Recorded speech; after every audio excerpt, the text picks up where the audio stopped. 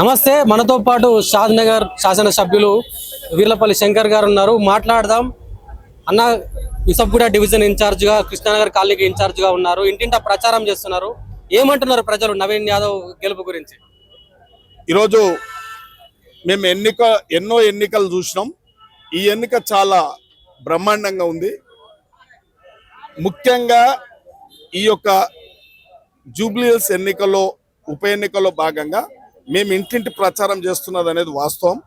అక్కడ ఓటర్ మహాశయులు, ఆ ప్రాంత ప్రజలంతా ఏమంటా ఉన్నారంటే, ఇంతకు ముందు ఎన్నోసార్లు పనికిమాలినలకు ఓట్లు వేసినాం, ఏ ఒక్క పని కాలేదు, మా అభివృద్ధి కాలేదు, సంక్షేమం కూడా కాలేదు. కాబట్టి ఈరోజు మేము ఆలోచన చేసి ఓటు వేయదలుచుకున్నాం.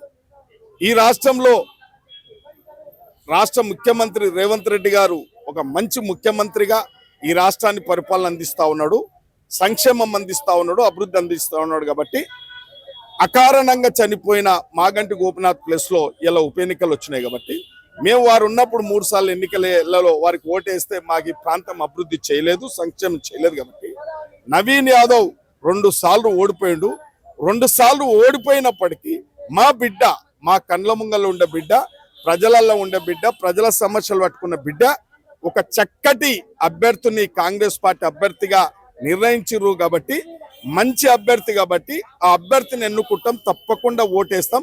గతంలో ఎంతో మందికి వేసినాం. ఈసారి మా బిడ్డ, మా కళ్ళ ముంగల ఉండే బిడ్డకు కాంగ్రెస్ చక్కటి నిర్ణయం తీసుకుంది, చక్కటి అభ్యర్థి నిలబెట్టారు. కాబట్టి అభ్యర్థిని తప్పకుండా గెలిపిస్తామని చెప్పి ప్రతి ఇంటింటా ప్రచారంలో మాకు ఓటర్ మహాశయులు చెప్తా ఉన్నారు.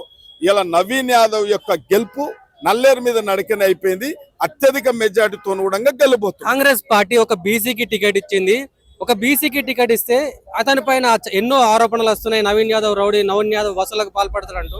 ఎందుకు ఒక బీసీ మీద ఇంత టార్గెట్ చేసి మాట్లాడుతున్నారు? ఇప్పుడు నవీన్ యాదవ్ అంటేనే వాళ్ళకి ఎందుకు భయం అంటే, ప్రజలల్లో పేరు ప్రతిష్టలు ఉన్నాయి కాబట్టి, ఆ పార్టీ ఓడిపోయేది అనేది నిర్ణయించుకున్నారు. కాబట్టి ఏదో ఒకటి మాట్లాడాలి, ఏదో అబండాలు వేయాలి. రాజకీయాలలో సాధ్యం.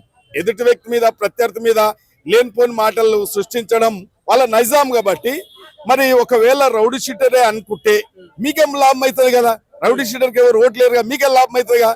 మరి ఇంత ప్రయాసాలు ఎందుకు పడతా ఉన్నారు? మీకే బెనిఫిట్ అవుతుంది కదా.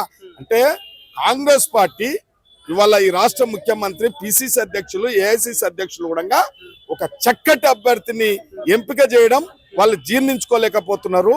నిజంగా ఒక అభ్యర్థిని నిర్ణయించిన తర్వాత, నవీన్ యాదవ్ ను నిర్ణయించిన తర్వాత కాంగ్రెస్ పార్టీకి పెద్ద అసెట్ అయిన అభ్యర్థి అని చెప్పక తప్పదు. అంటే మీరేమో గెలిపే లక్ష్యంగా ప్రచారం చేస్తున్నారు. మరోవైపు కేటీఆర్ గారు కాంగ్రెస్ పార్టీ బాకీ కార్డు పట్టుకొని కాంగ్రెస్ పార్టీకి ఓటేస్తే తెలంగాణ సర్వనాశనం అవుతుంది అని చెప్పేసి అనుకుంటా ప్రచారం చేసుకుంటూ తిరుగుతున్నాడు.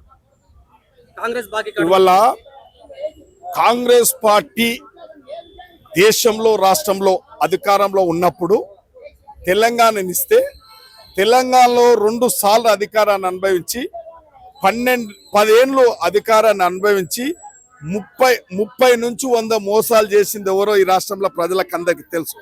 ఉదాహరణకు తెలంగాణ ఇస్తే, ఈ తెలంగాణలో ఒక ఎస్సీని ముఖ్యమంత్రిని చేసి, దళితుని ముఖ్యమంత్రిని చేస్తామనేది నిజం కాదా? దళితునికి 3 ఎకరాలు ఇస్తామనేది నిజం కాదా? దళిత బంధు అందరికి ఇస్తామనేది నిజం కాదా? ఇంటింటికో ఉద్యోగం ఇస్తామనేది నిజం కాదా? ఇవన్నీ అందరికి తెలుసు కదా. ఇలా నిరుద్యోగులకు వృత్తి ఇస్తామని చెప్పింది నిజం కాదా? అంటే అన్ని అబద్ధాలు ఆడింది, 100 అబద్ధాలు ఆడింది. శిశుపాలను తప్పులు చేసినోడు కేసీఆర్ చేసిండు. కాబట్టి 100 తప్పులు చేసిన కేసీఆర్ ని ఫామ్ హౌస్ కే పరిమితం చేసిరంటే మీరు అర్థం చేసుకోవాలి. వాళ్ళ నక్క వినయాలు, వాళ్ళ చిత్రత ప్రదర్శనలు ఎవడు నమ్మలేడు. కాబట్టి ఈ యొక్క కాంగ్రెస్ పార్టీ వచ్చి 15 నెలలు అవుతా ఉంది. 15 నెలల్లో 6 గ్యారెంటీలలో కూడా ఇప్పటికి 4 గ్యారెంటీలు అమలు చేసినాం. ఇంకా ప్రజలు ఇచ్చిన మ్యాండేట్ ఇంకా 3 సంవత్సరాలు ఉంది. తప్పకుండా మిగతా కార్యక్రమాలు కూడా మాట తప్పేది లేదు, మడమ తిప్పేది లేదు, మోసం చేసేదే లేదు. తప్పకుండా ప్రజల పార్టీ కాంగ్రెస్ పార్టీ, అప్పుడు ఇప్పుడు ఎప్పుడు ప్రజల కండగా ఉండే పార్టీ కాంగ్రెస్ పార్టీ. ఇచ్చిన మాటలు నిలబెట్టుకుంటుంది కాంగ్రెస్ పార్టీ. జూబ్లీహిల్స్ లో మీకు ఎవరితో పోటీ? బీఆర్ఎస్ తోనా, బీజేపీతోనా? ఇంకా బీజేపీ ఎవరు? బీజేపీ పోటీ ఉంది అయినా మాకు తెలియదు, పోటున్న సంగతి తెలియదు. బిఆర్ఎస్ కు బామ్మర్దో ఆయన ఏమైతాడో తెలియదు కదా మనకు. ఇద్దరు కలిసే ఉన్నారు. బీజేపీ పార్టీ పోటీలో లేదు. నిజంగా బీజేపీ పార్టీ ఒకవేళ డిపాజిట్ దక్కించుకుంటే మీరేం నిర్ణయం తీసుకోమంటే నేను ఆ ఛాలెంజ్ చూస్తున్నా. ఇలా డిపాజిట్ దక్కించుకోమని కిషన్ రెడ్డి గారిని. సో ఎంత మెజారిటీతో గెలిచే అవకాశం ఉంది ఇక్కడ కాంగ్రెస్ పార్టీ? కాకుండా 25,000 నుంచి 35,000 మధ్యలో రాసి పెట్టుకొని నవీన్ యాదవ్ గెలవబోతుంది. Thank you.